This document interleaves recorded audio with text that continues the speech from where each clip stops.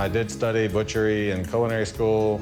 I did a lot of whole animal butchery on beef in Australia. The 2 years I spent in Italy, they bring in whole animals whenever you need something. If you want rabbit on the menu, they bring you a whole rabbit. If you want goat on the menu, they bring you a whole goat. If you want tuna, it's a tuna, you know, things like that.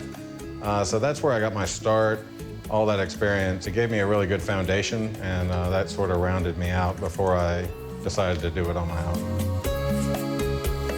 Because we get the whole animal in, there's a lot of benefits to it.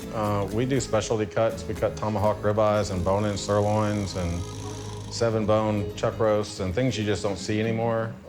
It's really from the butcher shops of old, but we can still do that here because we get the whole animal. We have black Tajima Wagyu bulls. We raise them on grass up to about 700-800 pounds, and then they finish on corn.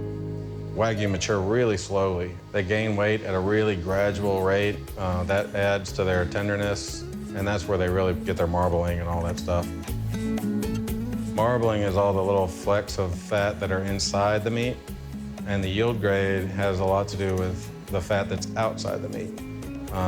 The outside fat doesn't help you at all when you raise cattle. There's not much you can do with it. Every time a cow loses weight, it becomes a little more tough.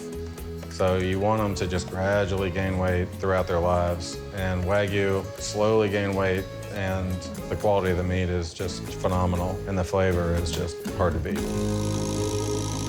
I think the big thing is just the way we take care of the meat once we get it in this butcher shop. We age it, and if you sit on it for a month, it's going to improve the flavor. I mean, we have a climate-controlled cold room. We have a dry aging room to take it a little bit further. But everything you buy in here has been aged at least a month, and that makes a huge difference when it comes to the quality of the beef and the tenderness. So that's something you're just not going to see in the grocery store setting. So that's a forequarter of a cow. We're aging it in here. He's been in here for a little over a month. So you got your ribeyes up here, and then the chuck starts there.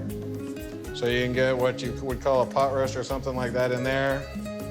People love the fact that there's a real butcher around here, and they like that I know them by name. And, you know, when they walk in, I know what they want to order, and we talk about food and, you know, what kind of grill they use. They like it. They're impressed. You know, that if you want something off a cow, I can literally go back there and take it off the cow and bring it up front, and that's a special thing. They really like the fact that we know the beef, we know the meats, so we only bring in the things that we're proud to sell.